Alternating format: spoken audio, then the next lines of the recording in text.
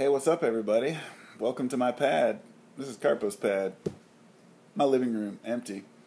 Except for me, my camera, and a few inspirational words for you.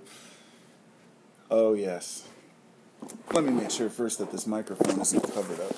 I'm using the iPad, so I don't know how well it works. And I wanted to just say that, let's see. You're worth it. You're a good person. Yada, yada, yada. We hear this a lot, we see these inspirational videos that say, you are a good person, you do have value. And there are these people that feel good about life, feel good about themselves, and at least appear that way on the outside. And then there are these big inspirational speakers and teachers and whatnot.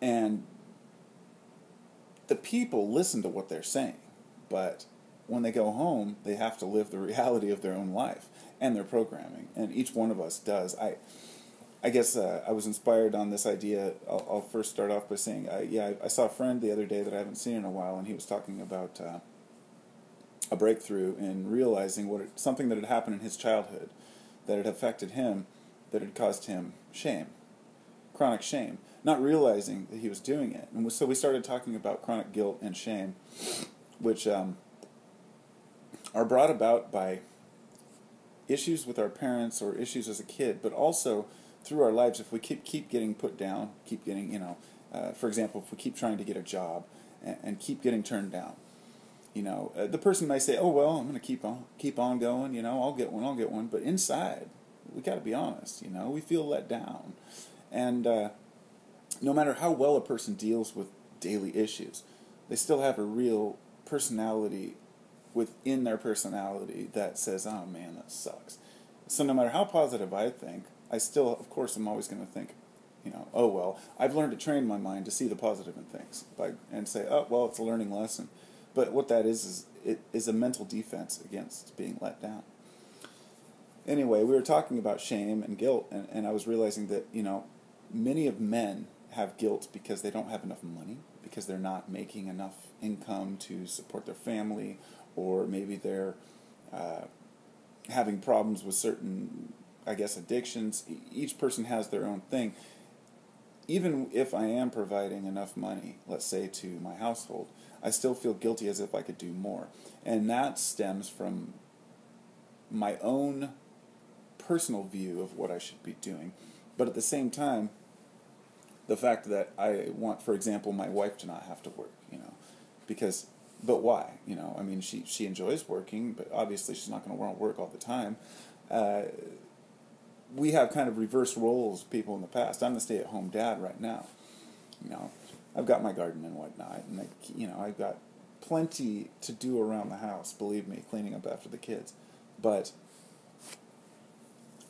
even with all of that, I can't use that as an excuse. I feel guilty, like I should be doing more, because I used to be a carpenter. I worked hard, lifting and moving and hanging and, constantly working hard. So really, from a person who's maybe just done particular desk jobs all their life or something, they wouldn't feel like they have to work hard. They might feel satisfied with just making money. And I guess what I'm saying is, even if I was making a lot of money, it wouldn't be enough for me, because I'd want to work. I feel like I should be working, even though I know in my mind that's not true. So it's something that I'm working on in my own time. And